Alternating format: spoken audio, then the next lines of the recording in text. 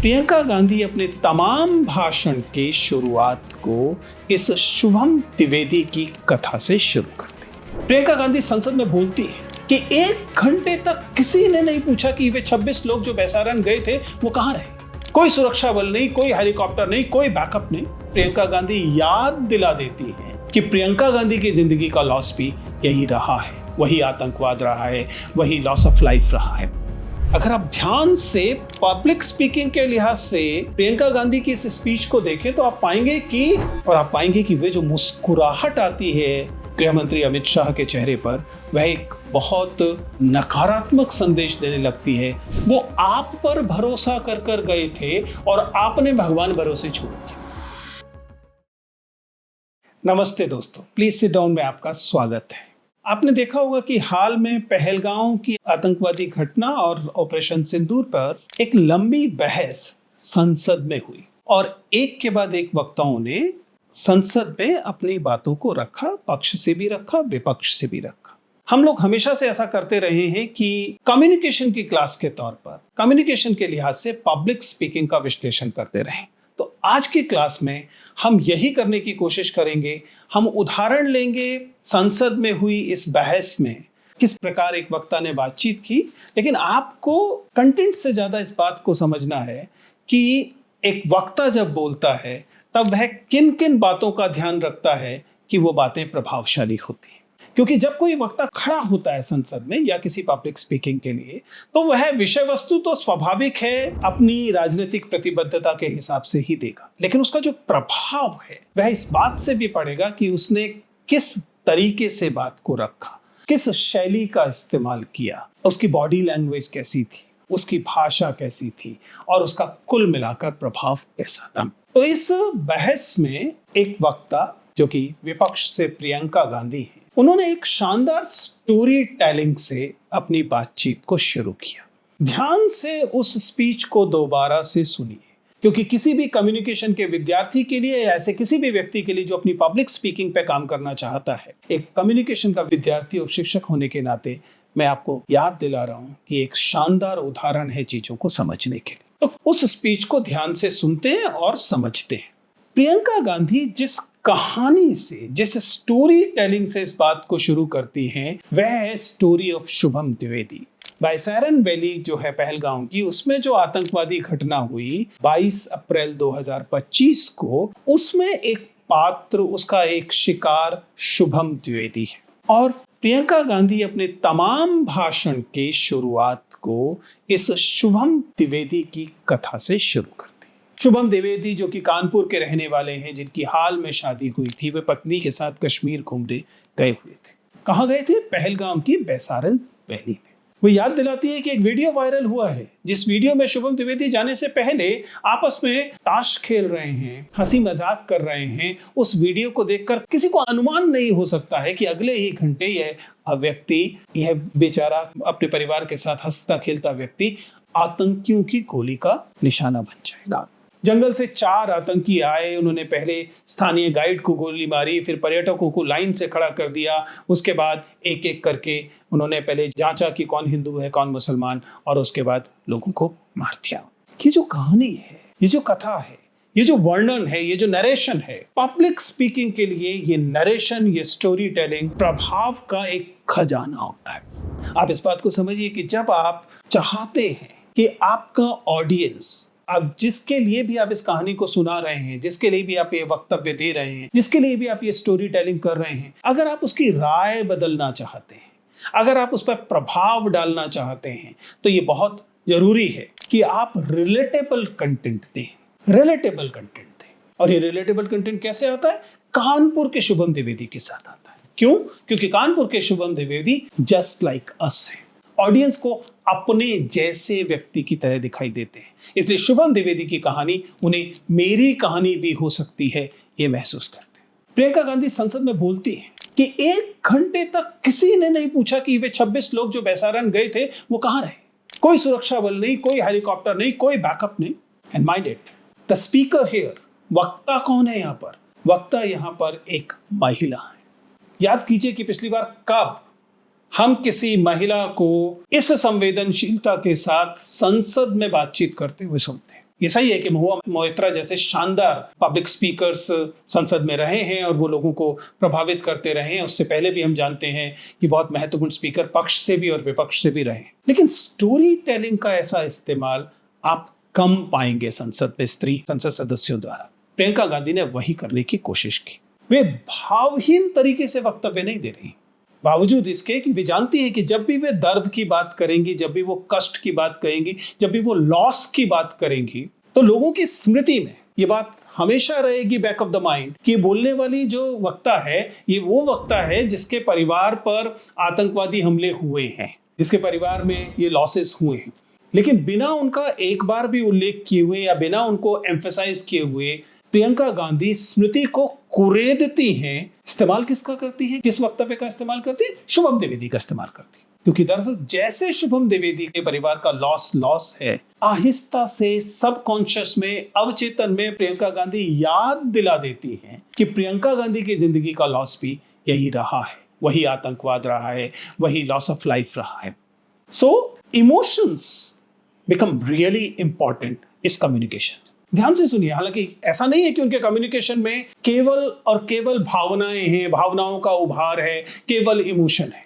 अगर आप एक कम्युनिकेशन के विद्यार्थी की तरह देखें तो आप देखेंगे बाकायदा डाटा भी है। वे बताती हैं कि 2020 से लेकर 2025 के बीच में ये जो नया कहा गया टीआरएफ है, जो कि एक आतंकवादी फ्रंट है, ये आतंकवादी फ्रंट 25 आतंकी हमले कर चुका है, जबकि इसको आतंकी एक संगठन घोषित करने में भी 3 साल लगे सरकार को। जाहिर है कि विपक्ष की नेता है तो वो विपक्ष की तरफ से ही बात करेंगे। वे याद दिलाती हैं कि कैसे 41 सुरक्षा बलों के जवान, 27 नागरिक इस टीआरएफ के अलग अलग आतंकवादी हमलों में मारे गए। डेटा आ रहा है। जब आप इमोशंस को डेटा के साथ फ्यूज करते हैं तो उसका प्रभाव और बढ़ जाता है, क्योंकि ऑथेंटिसिटी आ जाती है। ध्यान रखिएगा, अगर आप केवल इमोशंस पे खेलने की कोशिश करते हैं तो समस्या क्या होती है? तब वो मेलोड्रामा हो जाता है। और उस मेलोड्रामा का दिक्कत यह है कि मेलोड्रामा आपको मनोरंजक तो लगता है, लेकिन वह आप पर प्रभाव कम छोड़ता है। लेकिन जब आप इमोशंस के साथ डेटा को शामिल कर देते हैं, तथ्यों को शामिल कर देते हैं, या कम से कम तथ्य प्रतीत होने वाली बातों को शामिल कर देते हैं, तब उसके प्रभाव बढ़ जाते हैं। अगर आप ध्यान से पब्लिक स्पीकिंग के लिहाज से प्रियंका गांधी की इस स्पीच को देखें तो आप पाएंगे कि हाइपरबोल नहीं दिखाई देता है। ऐसा नहीं दिखाई देता है कि वो इमोशंस में बहुत चीखने चिल्लाने लगती है, नहीं, ऐसा नहीं होता है। बहुत स्थिर वॉइस का इस्तेमाल करती है। अगर आप ध्यान से दोनों वर्बल और non verbal communication point of view से इस स्पीच को देखेंगे तो ऐसा लगता है कि एक अच्छा रियाज, एक अच्छा अभ्यास प्रियंका गांधी ने इस स्पीच को देने से पहले किया है, क्योंकि वे लगातार स्टेबल वॉइस के साथ बोल रहे हैं। कहीं भी ऐसा नहीं लगता कि प्रियंका गांधी की सांस उखड़ रही है। और किसी भी नॉन वर्बल कम्युनिकेशन में अगर किसी भी पब्लिक स्पीकर को आप जांचना चाहते हैं तो आपको देखना यह होता है कि उसका ब्रीदिंग पैटर्न क्या है। और यहां आप पाएंगे कि बाय एंड लार्ज ये जो स्पीकर है वे अपनी ब्रीदिंग को नॉर्मल रख पाते हैं। इसलिए एक स्टेबल वॉइस जाती है जिसमें थोड़े से फैक्ट्स आते हैं, जिसमें इमोशन आता है, और इस वजह से उसका प्रभाव कहीं ज्यादा दिखाई देता है। इसलिए जब वे सवाल पूछती हैं कि आईबी क्या कर रहा था, एनआईए कहां था, एनएसए को क्यों नहीं पता था कि ये होने वाला है, यहां पर क्या हो रहा है? स्टोरी टेलिंग के साथ में एक काम, कंपोज्ड किस्म की वॉइस जुड़ रही है और बॉडी लैंग्वेज स्टेबल। तो अगर आप इस तरह की पब्लिक स्पीकिंग में कभी भी खुद को शामिल पाते हैं तो किस चीज का ध्यान रखना है? आपको पहले तो ये इस बात को समझना है कि बहुत ज्यादा इमोशनल हाइपरबोल हमेशा आवश्यक नहीं है। क्योंकि ध्यान रखिएगा, भले ही यह संसद में हो रही चर्चा थी, लेकिन कोई भी जानता है, चाहे पक्ष का वक्ता है चाहे विपक्ष का वक्ता है, संसद में जब कोई भाषण हो रहा होता है तो उसका जो दर्शक, उसका जो श्रोता होता है, वो संसद में नहीं बैठा होता। जाहिर है कि वो बैठे हैं सामने, सुन रहे हैं आपकी बात को, लेकिन आपका इंटेंडेड टारगेट ऑडियंस आपके अपोजिशन में बैठे हुए मेंबर्स नहीं है, क्योंकि उनके पास तो व्हिप है, उन्होंने तो क्या मानना है ये पहले से तय है। आप दरअसल कैमरे के माध्यम से कहीं और बैठे हुए आम जनता जब आपका भाषण सुन रही होगी, आप संदेश उसे दे रहे हैं। आपका संदेश कहा बिल्कुल यही जाएगा, अध्यक्ष महोदय आपके माध्यम से मैं ये कहना चाहता हूं या कहना चाहती हूं। लेकिन ना तो आप अध्यक्ष को ईमानदारी से संबोधित हैं, ना ही आप ईमानदारी से अपने विपक्ष को संबोधित हैं। आप तो उस आम जनता को संबोधित हैं जो इस समय या बाद में इस भाषण को, इस वक्तव्य को सुनेंगे। और इसलिए आपको अपने narratives relatable to this audience करने होते हैं। और शुभम द्विवेदी इसी के लिए एक अच्छे उदाहरण की तरह सामने आते हैं, क्योंकि शुभम द्विवेदी नोबॉडी है, शुभम द्विवेदी आम नागरिक है और सुनने वाला व्यक्ति भी आम नागरिक है। उसके लिए शुभम द्विवेदी से अपने आप को रिलेट कर पाना आसान है, सरल है, और यही आप देखेंगे कि प्रियंका गांधी ने किया। अगर आप इसको, ऐसा नहीं है कि इस भाषण में परेशानियां नहीं थी, इस भाषण में परेशानियां भी दिखाई देती हैं, लेकिन सामान्यतः आप पाएंगे कि अन्य वक्ताओं की तुलना में, यहां तक कि विपक्ष के भी अन्य वक्ताओं की तुलना में, जो प्रियंका गांधी का वक्तव्य है वह एक इमोशनल अपील लिए हुए है, वो एक रिलेटेबल कंटेंट लिए हुए है, और वह जाहिर है कि ऐसा भी प्रतीत नहीं हो रहा है कि केवल मेलोड्रामा या हाइपरबोल है, वैसा प्रतीत हो रहा है कि तथ्यात्मक तरीके से बात की जा रही है। इसीलिए आप पाएंगे कि प्रतिक्रियाएं उन पर लोगों की नजर जाती है कि जिस समय प्रियंका गांधी बोल रही थी उस समय जो पक्ष के प्रमुख नेता थे, यानी कि गृह मंत्री अमित शाह जो मौजूद हैं सदन में, उनकी प्रतिक्रिया क्या है। और आप पाएंगे कि वे जो मुस्कुराहट आती है गृह मंत्री अमित शाह के चेहरे पर, वह एक बहुत नकारात्मक संदेश देने लगती है बाकी जनता को कि देखिए, यहाँ पर प्रियंका गांधी जिस व्यक्ति की बात कर रही हैं, एक आम व्यक्ति, वह मारा गया और उस पर देश के गृह मंत्री मुस्कुरा क्यों रहे हैं। और ये एक तरह का प्रभाव छोड़ जाती है और एक संवेदनशीलता और अहंकार का एक तरह का प्रतिपक्ष सामने खड़ा होता है, और जाहिर है कि फिर पॉलिटिकल अकाउंटेबिलिटी का सवाल लोगों के मन में आना शुरू होता है और लोग स्वाभाविक तौर पर उनके मन में कहीं ये अवचेतन में घर कर जाता है। ध्यान रखिएगा, इस तरह की भाषण, इस तरह के वक्तव्य रातों रात कुछ नहीं बदलते हैं, ऐसा किसी को दावा भी नहीं करना चाहिए, ना ही इसका ये उद्देश्य होता है। इसका उद्देश्य सिर्फ अवचेतन में कहीं इस बात को बैठा देना होता है कि इस वक्ता के मन में संवेदनशीलता का स्तर अच्छा है, या इस श्रोता के मन में संवेदनशीलता का स्तर थोड़ा कम था। इसीलिए वे क्या बोलती है, वे बोलती है कि भगवान भरोसे छोड़ दिया गया था। अब ये वाक्य केवल एक्सप्रेशन ऑफ सॉरो नहीं है कि वह नागरिक, जिन नागरिकों को आपने ये कहकर बुलाया कि यहाँ सब कुछ शांत है, सब कुछ ठीक है, आप आइए यहाँ घूमने के लिए, ये पूरा बिल्डअप करती है। अगर आप प्रियंका गांधी को देखें, वो बाकायदा इस बात पर समय देती है। समय एक महत्वपूर्ण मुद्रा है संसद के वक्तव्य में, प्रियंका गांधी इस बात को जानती हैं, उसके बावजूद वो ब्यूरो में जाती हैं ताकि वो आपके मन में इस बात को बैठा सके। वे कहती कि आपने उनसे कहा था, इन आम नागरिकों से, पर्यटकों से, कि कश्मीर में सब कुछ ठीक है, आओ घूमने के लिए। वो आप पर भरोसा कर कर गए थे और आपने भगवान भरोसे छोड़ दिया। अब ये सुनने में वक्तव्य जो है वह एक तरह का राइमिंग वक्तव्य लगता है, लेकिन जो चोट करता है वो पॉलिटिकल चोट है, क्योंकि इसमें केवल एक्सप्रेशन ऑफ सॉरो नहीं है, एक्सप्रेशन ऑफ सैडनेस नहीं है, इसमें एक तरह का सवाल भी है जो कि शासन के खिलाफ है। तो कुल मिलाकर आप इस वक्तव्य को कई नजरियों से देख सकते हैं। जाहिर है कि जिन लोगों की पॉलिटिकल समझ है, जिनके लिए राजनीतिक पक्ष महत्वपूर्ण है, और कोई बुराई नहीं है राजनीतिक पक्षों के महत्वपूर्ण होने में, वो इसकी आलोचना और इसका समर्थन कर सकते हैं, अपनी अपनी राजनीतिक प्रतिबद्धता को लेकर करना भी चाहिए। लेकिन मैं चाहता हूं कि आप एक कम्युनिकेशन के विद्यार्थी की तरह, कल को आपको पब्लिक स्पीकिंग करनी है, आपको स्पीच देनी है, उसके लिहाज से इसका विश्लेषण कीजिए और इस बात को समझने की कोशिश कीजिए कि कैसे आज भी ऐसा समय जिसमें लगातार मीम चलते हैं, जिस समय लगातार शॉर्ट फॉर्मेट वीडियोस चलते हैं, लोगों का अटेंशन स्पैन लगातार कम जा रहा है, ऐसे में भी एक स्पीकर आपको ब्यूरो में लेकर जाता है, क्योंकि वो ब्यौरे